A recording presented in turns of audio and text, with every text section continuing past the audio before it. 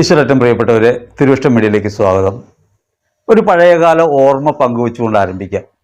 കുട്ടിക്കാലത്തൊക്കെ നാട്ടിൽ ഹൈന്ദവ വീടുകളിൽ കാരണവന്മാർ ദേഹത്തുകൂടി ഉറഞ്ഞു തുള്ളുന്നത് കണ്ടിട്ടുണ്ട്.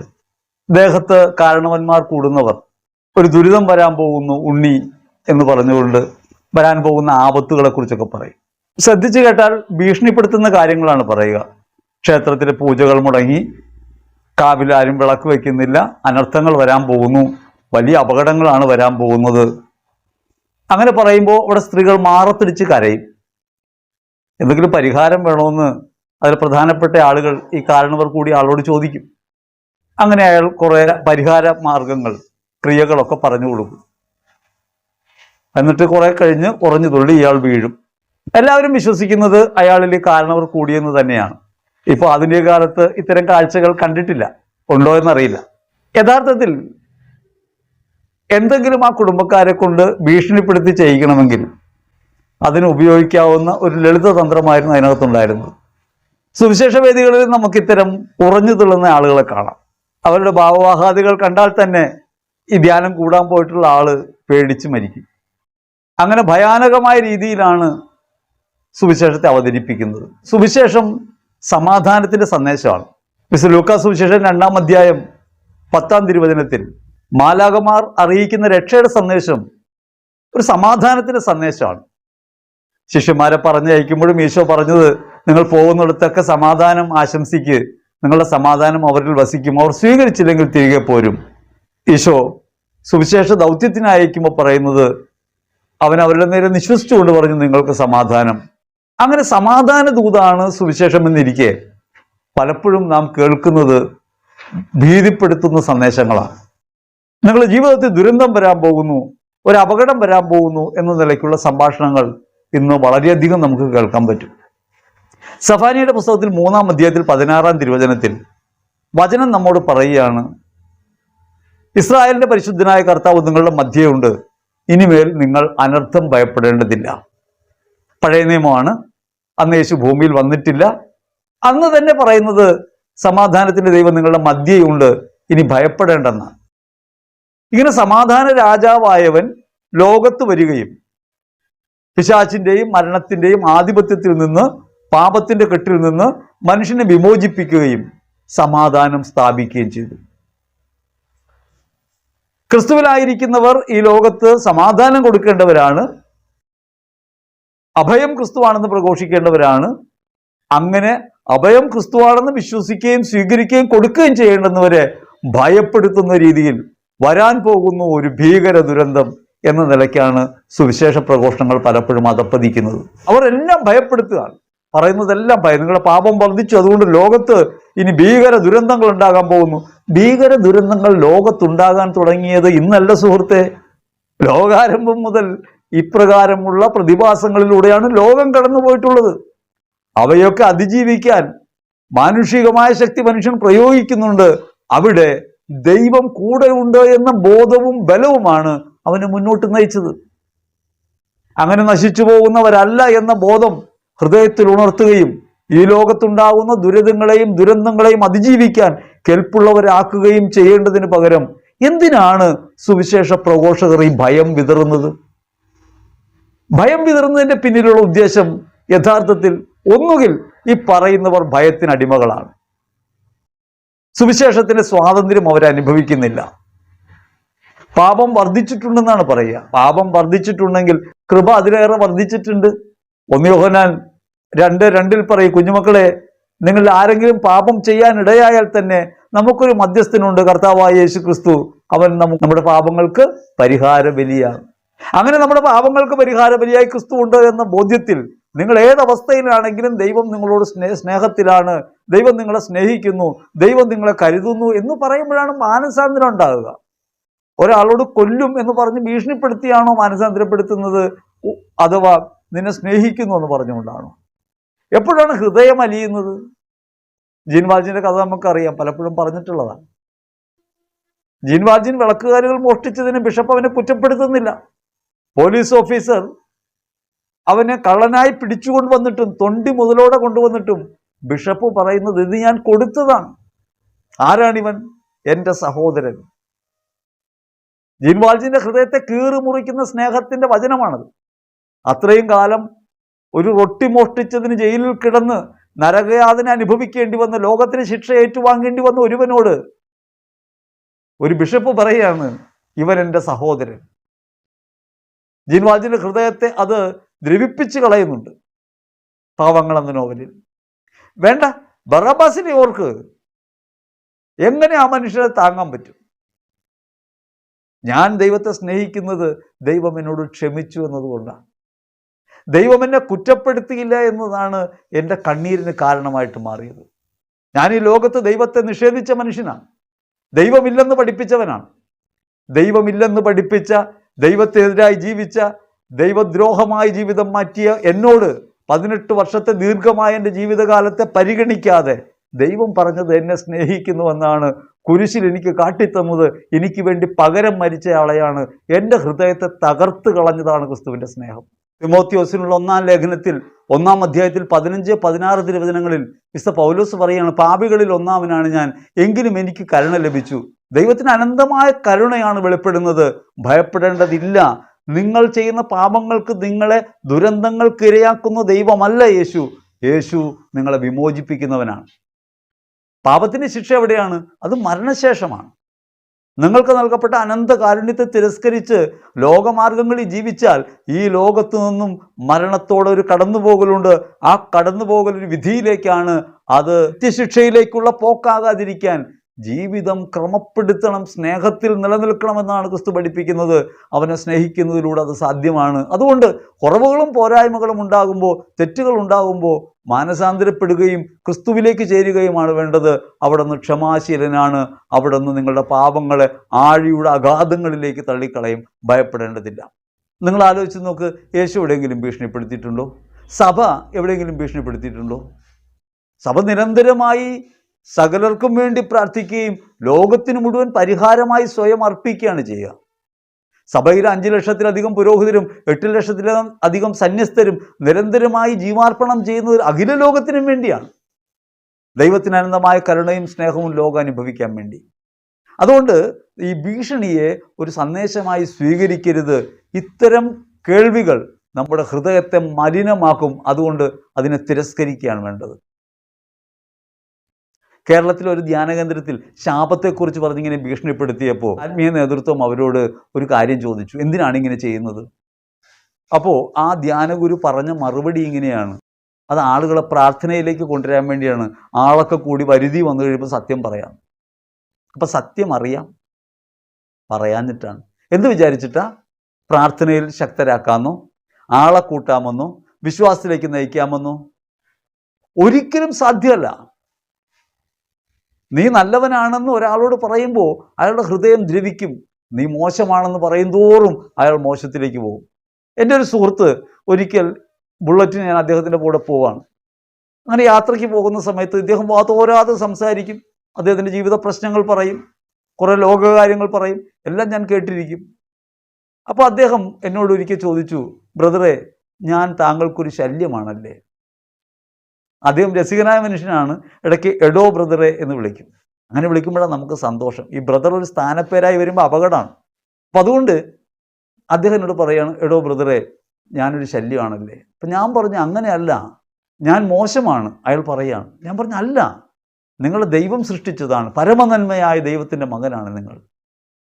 ഞാനത് പറഞ്ഞപ്പോൾ അയാൾ ആ വഴിയിൽ നിന്ന് കരയുകയാണ്.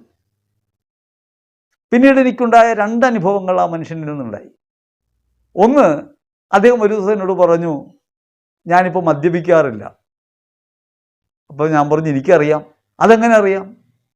ആദ്യമേ വരുമ്പോൾ മുതൽ എനിക്കറിയാം. ഇടയ്ക്ക് എൻ്റെ അടുത്തിരിക്കുമ്പോൾ അദ്ദേഹത്തിന് ഫോൺ കോളുകൾ വരും. സുഹൃത്തുക്കൾ വിളിക്കുന്നതാണ് മദ്യപിക്കാൻ. അപ്പോൾ അങ്ങനെ വിളിക്കുന്ന സമയത്ത് അദ്ദേഹം പറയും, ഞാനിപ്പോൾ അവിടെയല്ല, ഞാനൊരു പ്രത്യേക സ്ഥലത്താണ്, ഞാൻ പിന്നെ വിളിക്കാം, ഞാൻ പറയാം എന്നിങ്ങനെ പറഞ്ഞ് ഒഴിയുന്നത് നമുക്ക് കേൾക്കാം. അപ്പുറത്ത് നിർബന്ധമുണ്ട്, ഇപ്പുറത്ത് ഒഴിയുന്നുണ്ട്. ഇടയ്ക്ക് എന്നോടുള്ള സംസാരം നിർത്തിയിട്ട് അദ്ദേഹം പുറത്തേക്ക് ഇറങ്ങിപ്പോവും. വരുന്നതൊരു മിഠായി ചവച്ചുകൊണ്ടാണ്. അദ്ദേഹം സിഗരറ്റ് വലിക്കാൻ പോയതാണ്. എനിക്കറിയാം, നമ്മൾ അദ്ദേഹത്തിന് ചോദിക്കാറില്ല. അപ്പം അങ്ങനെ കുറേ നാൾ കഴിഞ്ഞപ്പോൾ ഈ മാറ്റം ഉണ്ടായ കാര്യം പറയാണ്. ഞാൻ പറഞ്ഞു, എനിക്കറിയാമായിരുന്നു, എന്നിട്ട് എന്തേ എന്നോട് പറഞ്ഞില്ല? ഞാൻ ചോദിച്ചു, എന്തിന്? നിങ്ങളെ കുറ്റപ്പെടുത്താനും. രണ്ടാമത് അദ്ദേഹം പറഞ്ഞത്, ഞാനിപ്പോൾ സിഗരറ്റ് വലിയും നിർത്തി, ഇന്നേക്ക് 40 ദിവസമായി, നിങ്ങളുടെ കൂടെ ധ്യാനങ്ങൾക്ക് എന്നെയും കൊണ്ടുപോകാൻ പാടില്ലേ? ഞാൻ പറഞ്ഞു, ആദ്യമേ മുതലേ നിങ്ങളെ കൊണ്ടുപോകാൻ ഞാൻ തയ്യാറായിരുന്നല്ലോ. നമ്മൾ കുറ്റവും കുറവുമായിട്ട് കാണുന്ന കാര്യങ്ങൾ വെച്ച് മനുഷ്യരെ വിധിക്കാൻ തുടങ്ങിയാൽ ഈ ലോകത്തെ മനുഷ്യർ എങ്ങനെ രക്ഷ പ്രാപിക്കും? ക്രിസ്തു ലോകത്തിലേക്ക് വന്നത് പാപികളെ തേടിയാണ്, പരിഹാരബലിയായി സ്വയം അർപ്പിക്കാനാണ്. അങ്ങനെ അർപ്പിച്ച് ഈ ലോകത്തിന്റെ പാപത്തിൽ നിന്ന് വിടുതൽ കൊടുത്ത ദൈവത്തെക്കുറിച്ചാണ് നമ്മൾ ഈ പറയണേ. പാപം വർദ്ധിച്ചിട്ടുണ്ട് അത്രേ, പാപത്തിന്റെ സ്പീഡ് കൂടിയെന്നേ ഉള്ളൂ, പഴയത് തന്നെ. ഉൽപ്പത്തി 3:6 കണ്ണിന് കൗതുകം, ആസ്വാദ്യം, അറിവേകാൻ കഴിയുമെന്നതിനാൽ അഭികാമ്യം. അത് തന്നെയാണ് യോഹന്നാൻ ലേഖനത്തിൽ പറയുന്നത്. കണ്ണിന്റെ ദുരാശ, ജഡത്തിന്റെ ദുരാശ, ജീവിതത്തിന്റെ അഹന്ത. ഉൽപ്പത്തി മുതൽ യോഹന്നാൻ ശ്ലീഹയുടെ ലേഖനം വരെ സംഭവിച്ചത് ഒരേ കാര്യം തന്നെയാണ്, ഇപ്പോഴും അത് തന്നെയാണ്. കണ്ണിന്റെ ദുരാശ, ജഡത്തിന്റെ ദുരാശ, ജീവിതത്തിന്റെ അഹന്ത, അത് തന്നെയാണ്. സ്പീഡും വെലോസിറ്റിയൊക്കെ മാറിയിട്ടുണ്ട്. കാലത്തിന്റെ പുരോഗതി അനുസരിച്ച്, നമുക്ക് കിട്ടുന്ന എക്യുപ്മെൻസിൻ്റെയൊക്കെ പുരോഗതി അനുസരിച്ച്, ശാസ്ത്രീയമായ കണ്ടുപിടുത്തങ്ങൾക്കനുസരിച്ച് ഒക്കെ സാധ്യതകളൊക്കെ മാറിയിട്ടുണ്ട്. അപ്പം അതുകൊണ്ട് പാപത്തെ ലിറ്റർ വെച്ച് അളന്നു നോക്കി, ക്യൂബിക്കടിക്ക് അളന്നു നോക്കി മുറിക്കാനല്ല സുവിശേഷ പ്രഘോഷണം. സുവിശേഷ പ്രഘോഷണം ഒരു സ്നേഹം അറിയിക്കാനാണ്. ക്രിസ്തു നിങ്ങൾക്ക് വേണ്ടി മരിച്ചു, അത് പറയാൻ വേണ്ടിയാ, ഒരാളെയും കുറ്റപ്പെടുത്താൻ വേണ്ടിയല്ല. എത്രത്തോളം പാപികളായിരിക്കുമ്പോഴും ഓർക്കണം, പൗലോസ്ലീഹ പറയാണ്, പാപികളിൽ ഒന്നാമനാണ് ഞാൻ, എങ്കിലും എനിക്ക് കരുണ ലഭിച്ചു. ഇത് പാപം ചെയ്യുന്നവർക്കൊക്കെ കരുണ ലഭിക്കുമെന്ന് പറയാൻ വേണ്ടിയാ. ഒന്ന് ആലോചിച്ച് നോക്കണേ. ഞാൻ ക്രിസ്തുവിനെ സ്നേഹിച്ചത് ഞാൻ കുറവുള്ളവനായിരുന്നപ്പോൾ എന്നെ കൈവിട്ടില്ലല്ലോ എന്നോർത്താണ്. എൻ്റെ തെറ്റുകളും കുറ്റങ്ങളും ഒക്കെ ക്ഷമിച്ചല്ലോ എന്നോർത്താണ്. എനിക്ക് സഹിക്കാൻ പറ്റാതിരുന്നത് എന്നോട് ക്ഷമിച്ചതാണ്. ദൈവം എന്നെ ശിക്ഷിക്കുകയല്ല, എന്നെ വീണ്ടെടുക്കുകയാണ് ചെയ്തത്. ഓരോരുത്തരെയും എന്നോട് വന്ന അമ്മമാർ പറയാറുണ്ട്, എൻ്റെ മക്കൾ വിശ്വാസത്തിലല്ല ബ്രദറെ, ഒന്ന് പ്രാർത്ഥിക്കണേ. ഞാൻ അവരോട് പറയുന്നത്, സന്തോഷിക്കുവൻ, അത്ഭുതം സംഭവിക്കാൻ പോകുന്നു. അവൻ തിരിച്ചു വരും, അവൻ തിരിച്ചു വരും. ക്രിസ്തു അവനെ സ്നേഹിക്കുന്നുണ്ട്, അവൻ ജ്ഞാനസ്നാനപ്പെട്ടിട്ടുണ്ട്. നിശ്ചയമായിട്ടും ദൈവം അവനെ വീണ്ടെടുക്കും. എൻ്റെ വിശ്വാസം അതാണ്.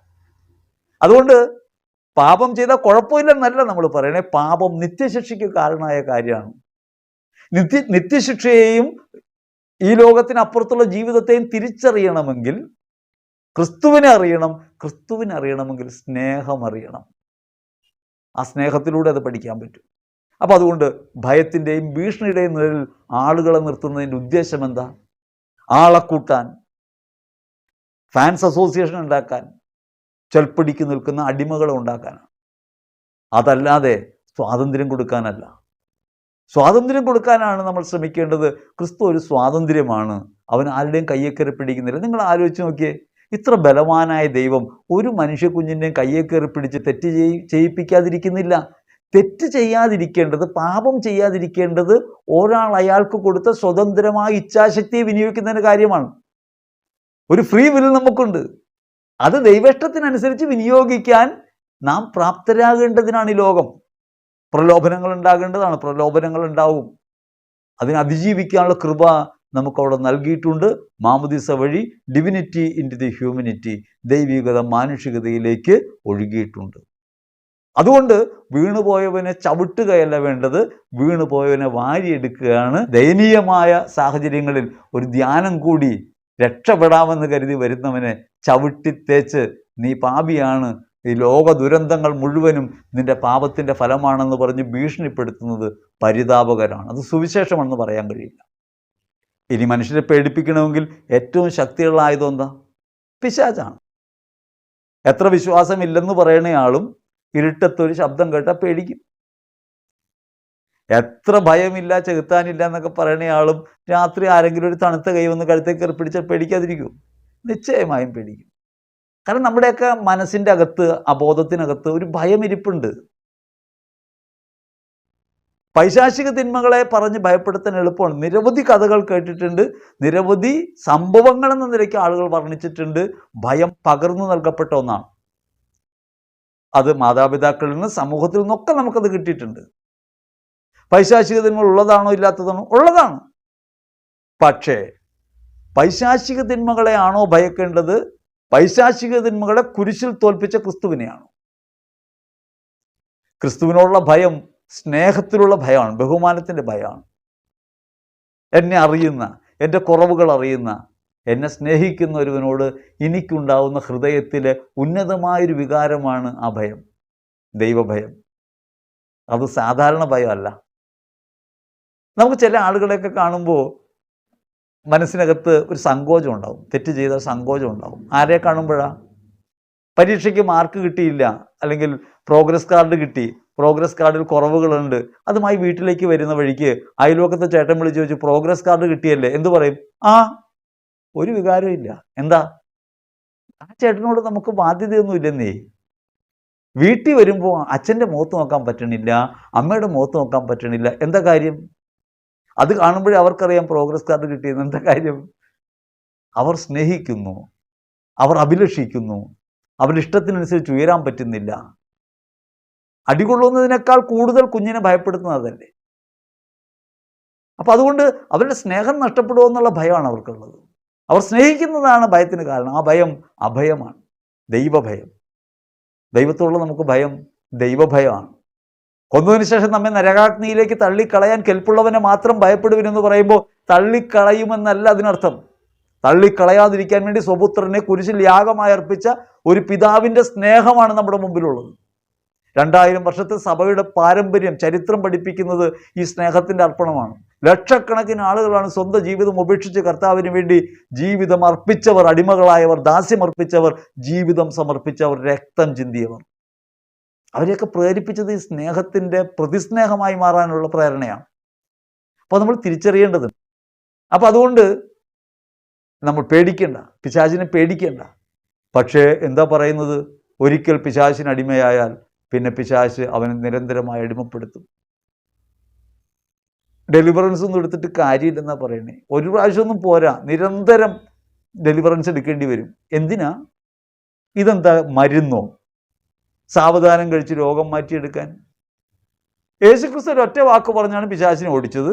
യേശുക്രിസ്തു കുരിശെ കിടന്ന് ക്ഷമിക്കുന്നു എന്ന് പറഞ്ഞാണ് പിശാചിനെ എന്നേക്കുമായിട്ട് തോൽപ്പിച്ചത്. യേശുവിൻ്റെ അധികാരമാണ് സഭയ്ക്കുള്ളത്. ആ സഭയ്ക്കകത്ത് അംഗമായി മാറാനായി മാമോദീസ സ്വീകരിക്കുന്ന സമയത്ത് പിശാചിനെയും അവൻ്റെ ആഡംബരങ്ങളെയും ഉപേക്ഷിക്കുന്നു എന്ന് പറഞ്ഞ് ഡെലിവർ ചെയ്തിട്ടാണ് സഭയ്ക്കകത്ത് പ്രവേശിച്ചത്. വളരെ സിമ്പിളായി, ഒച്ചപ്പാടും ബഹളമൊന്നുമില്ലാതെ വളരെ ഈസി ആയിട്ടാണ് തിന്മ വിട്ടുപോയത്.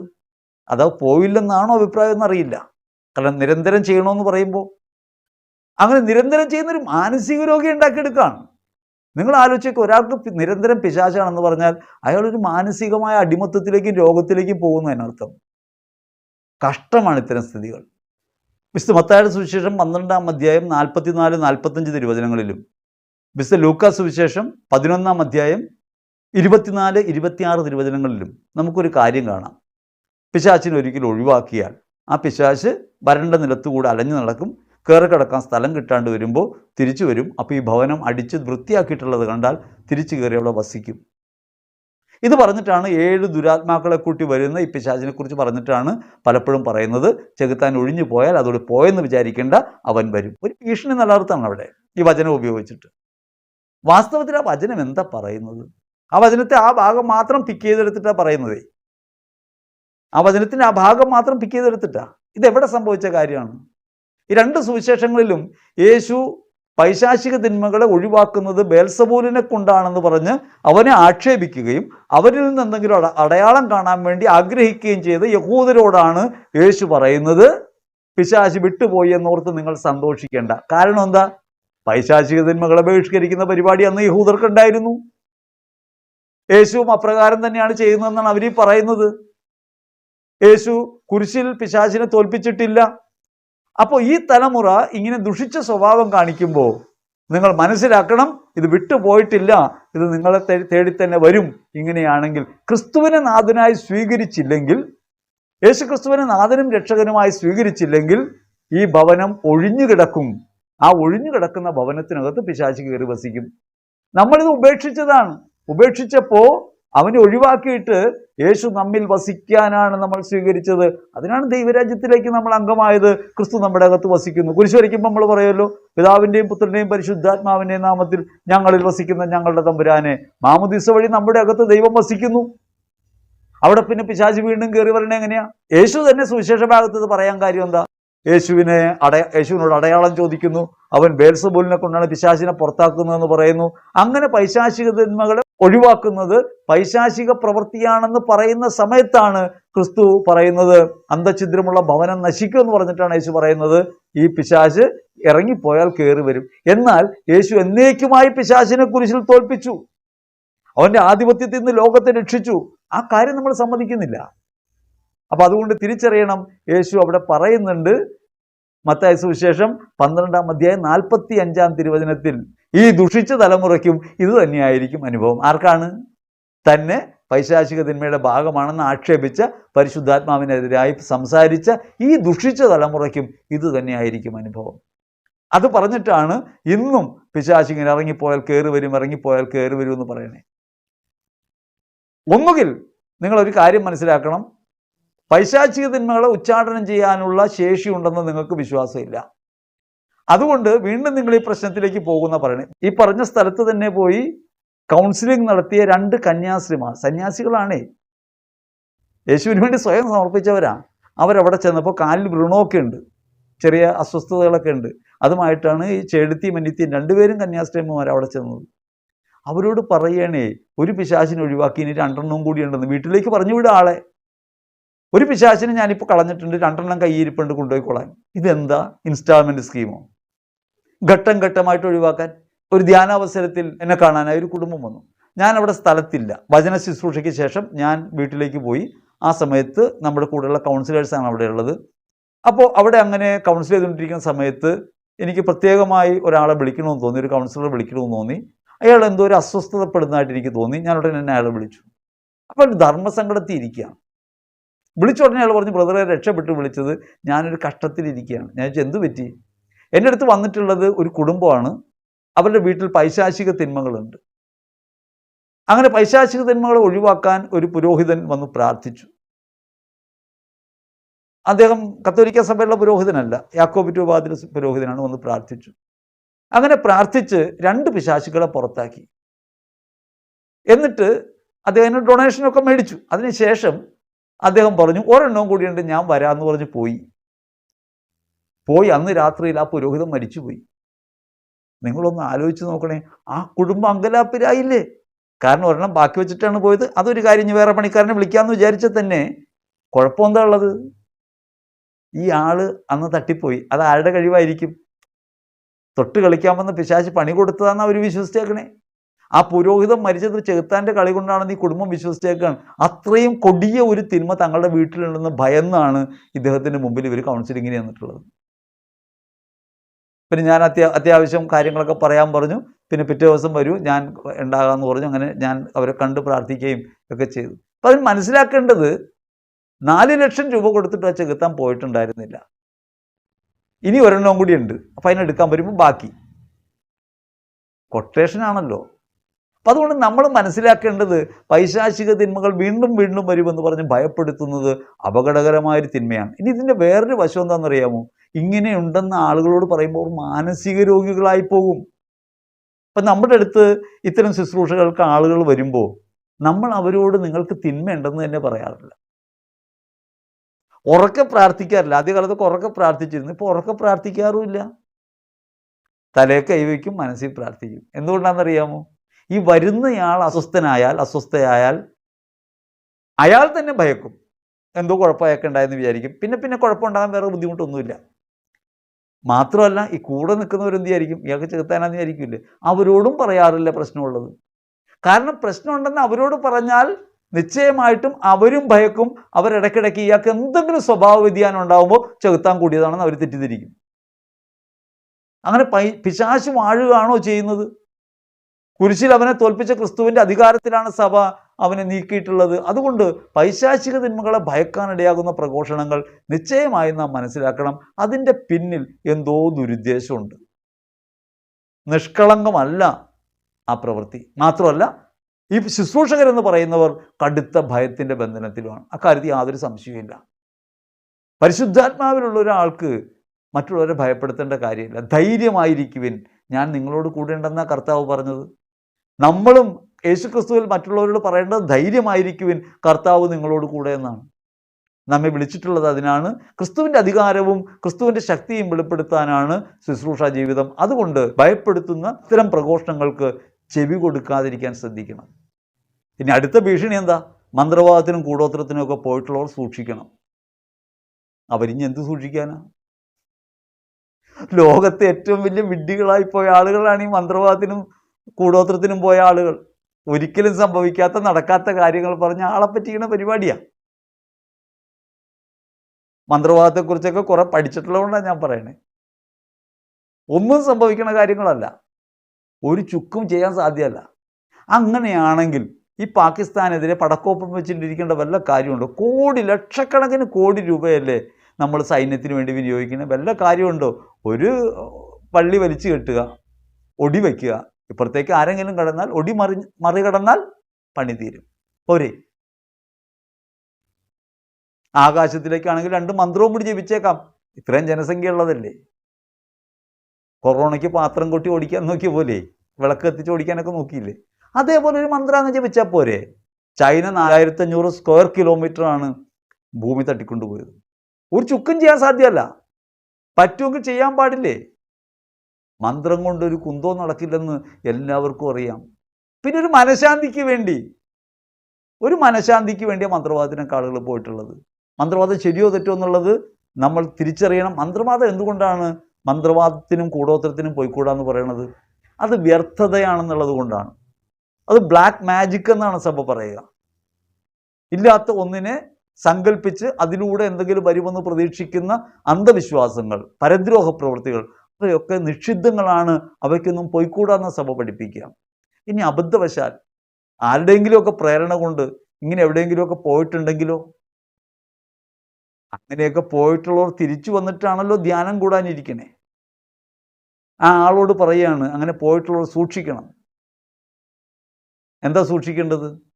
അവർക്ക് ഇനി പ്രശ്നങ്ങൾ ഉണ്ടായിക്കൊണ്ടേയിരിക്കും. അതിനെന്ത് ചെയ്താൽ മതി? നിരന്തരം വന്ന് ധ്യാനം കൂടിക്കൊണ്ടിരിക്കുക. പണിക്കൊന്നും പോകണ്ട, നിരന്തരം ഇവിടെ വന്ന് ഇങ്ങനെ ധ്യാനം കൂടിക്കൊണ്ടിരിക്കുക. അന്ധവിശ്വാസത്തിൻ്റെ അടിമത്തത്തിൽ നിന്ന് വേറൊരു അന്ധവിശ്വാസത്തിൻ്റെ അടിമത്തത്തിലേക്ക് കൊണ്ടുപോവുകയാണ്. ഭയം എന്ന തിന്മയുടെ അടിമത്തത്തിലേക്ക് കൊണ്ടുപോവുകയാണ്. അന്ധവിശ്വാസത്തിൻ്റെ അശുദ്ധാത്മാവിനെ നീക്കി പകരം ഭയത്തിൻ്റെ അശുദ്ധാത്മാവിനെ വയ്ക്കുകയാണോ?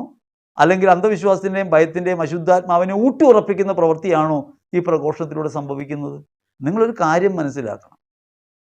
ദൈവമാണ് നമ്മുടെ പക്ഷത്ത്. ദൈവം നമ്മുടെ പക്ഷത്തെങ്കിൽ ആര് നമുക്കെതിരെ നിൽക്കും? ഇത് നമ്മളോട് മാത്രം പറഞ്ഞ കാര്യമല്ല, മനുഷ്യകുലത്തോട് പറഞ്ഞ കാര്യമാണ്.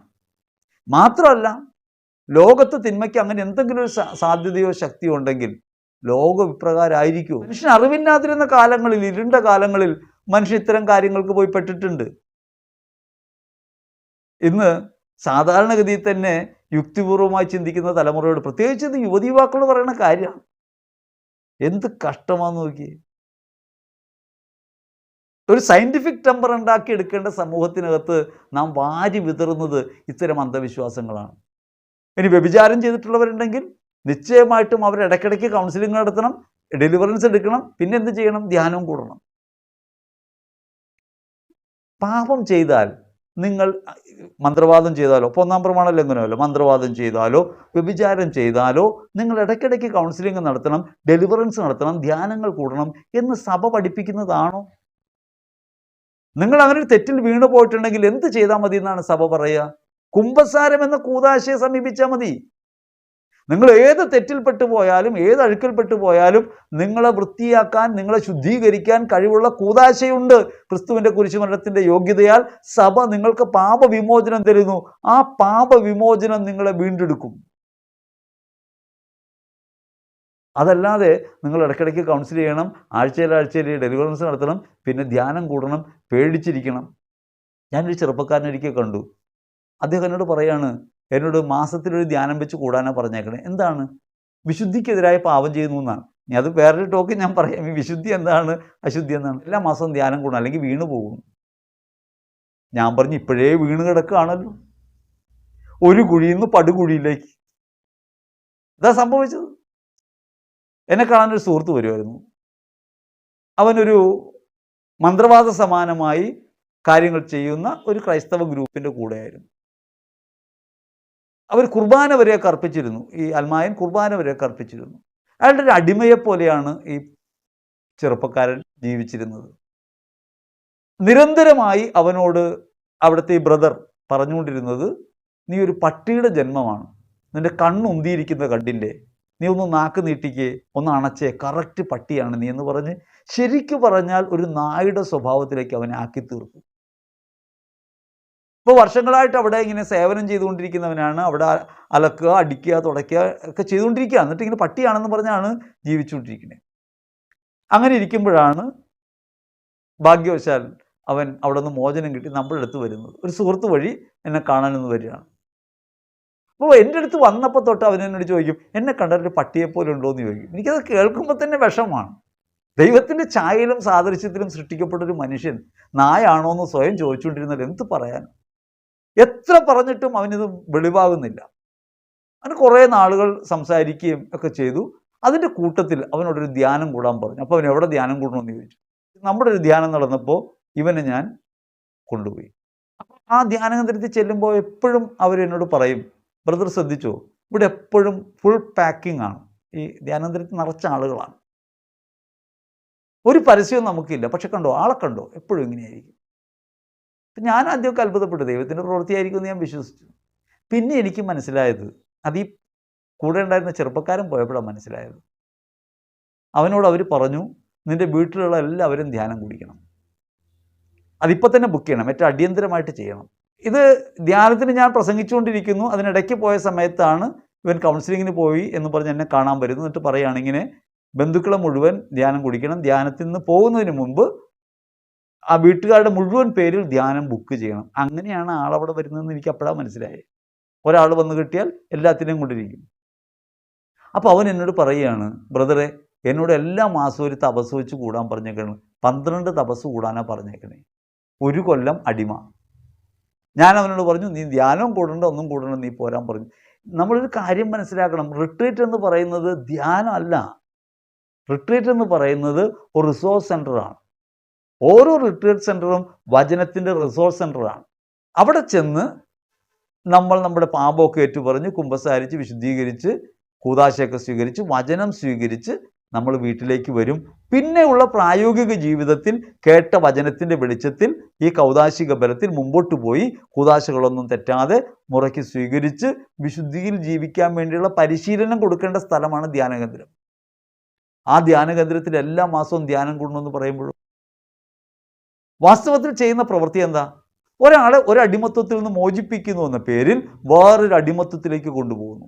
നാം മനസ്സിലാക്കേണ്ടത്, ദൈവത്തിൻ്റെ വചനം നിന്റെ കൂടെയുണ്ട്, ധൈര്യമായി നീ പോവുക, നിനക്കൊരിടത്തും പരാജയമില്ല, ഒരു തിന്മയും നിന്നെ തീണ്ടുകയില്ല എന്നാണ് പറഞ്ഞു കൊടുക്കേണ്ടത്.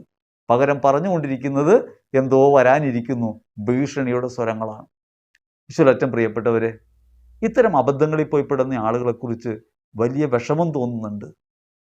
പലതരത്തിലുള്ള ജീവിത പ്രതിസന്ധികളിൽ പെട്ട് നട്ടം തിരിയുന്ന സമയത്താണ് ധ്യാനം കൂടാനും വചനം കേൾക്കാനും പോകുന്നത്.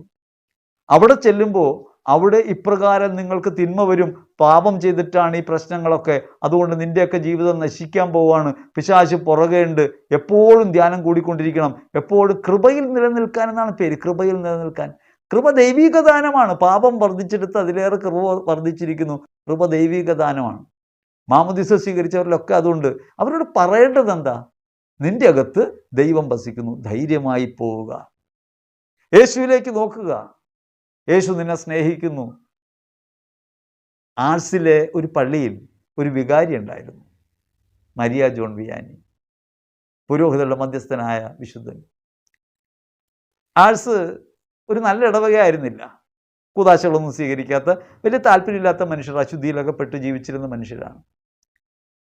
പെട്ടെന്ന് ആ ദേവാലയം പ്രാർത്ഥനയുടെ കേന്ദ്രമായിട്ട് മാറി, ആളുകളൊക്കെ വരാൻ തുടങ്ങി, അനുതാപമുണ്ടായി, ആഴ്സ് ശ്രദ്ധിക്കപ്പെട്ടു. അപ്പോൾ മെത്രാന്മാർ എന്താണ് ആഴ്സിൽ ഈ മരിയ ജോൺ വിയാനി നടത്തുന്ന അത്ഭുതം എന്നറിയാൻ വേണ്ടി അവിടെ ചെന്നു. 3 വാക്യങ്ങളുള്ള ഒരു പ്രസംഗമാണ് വിശുദ്ധൻ്റേത്. വലിയ പണ്ഡിതനൊന്നും അല്ലായിരുന്നു, ഭക്തി മാത്രമേ കൈമുതലായിട്ടുണ്ടായിരുന്നുള്ളൂ പാവത്തിന്. പ്രസംഗം എങ്ങനെയാണ്? കുഞ്ഞുമക്കളെ, ദൈവം നിങ്ങളെ സ്നേഹിക്കുന്നു. കുഞ്ഞുമക്കളെ, ദൈവം നിങ്ങളെ സ്നേഹിക്കുന്നു. കുഞ്ഞുമക്കളെ, ദൈവം നിങ്ങളെ സ്നേഹിക്കുന്നു. പ്രസംഗം തീരും. ആദ്യത്തെ തവണ കുഞ്ഞുമക്കളെ, ദൈവം നിങ്ങളെ സ്നേഹിക്കുന്നു എന്ന് പറയുമ്പോൾ അദ്ദേഹം വെറുതെ പറയും. രണ്ടാമത് പറയുമ്പോൾ മരിയ ജോൺ വിയാനി കരയും. മൂന്നാമത് പറയുമ്പോൾ വിശ്വാസി സമൂഹം മുഴുവൻ കരയും. ഒരു വാക്കിൻ്റെ പുറകിൽ ഒരു ജീവാർപ്പണത്തിൻ്റെ ബലമുള്ളത് കൊണ്ട് സംഭവിക്കുന്നതാണ്, ക്രിസ്തുവിനെ അനുഭവിക്കുന്നതുകൊണ്ട് സംഭവിക്കുന്നതാണ്. ഈശ്വരറ്റം പ്രിയപ്പെട്ടവരെ, അതുകൊണ്ട് ധൈര്യമായി കർത്താവിൻ്റെ പിന്നാലെ പോകണം. അവൻ ഭീഷണിയുടെ ദൈവമല്ല, സ്നേഹത്തിൻ്റെ ദൈവമാണ്. അവൻ നിങ്ങളെ തള്ളിക്കളയുന്നവനല്ല, അവൻ നിങ്ങളെ ചേർത്ത് പിടിക്കുന്നവനാണ്. നിങ്ങളുടെ കുറവുകൾക്ക് പകരമായി അവൻ കുരിശിൽ മരിച്ചിട്ടുണ്ട്.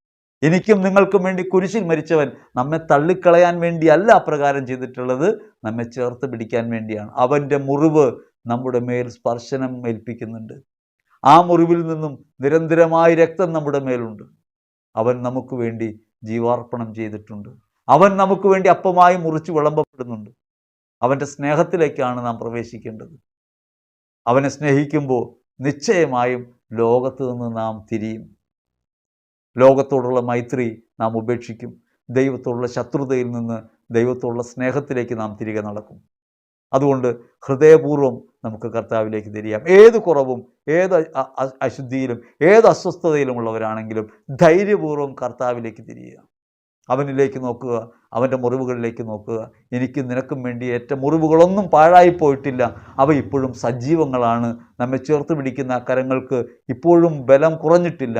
അവൻ നമ്മെ ചേർത്ത് പിടിക്കും. വിശ്വാസത്തോടെ, ധൈര്യത്തോടെ, സ്നേഹത്തോടെ ക്രിസ്തുവിനെ അനുഗമിക്കാം.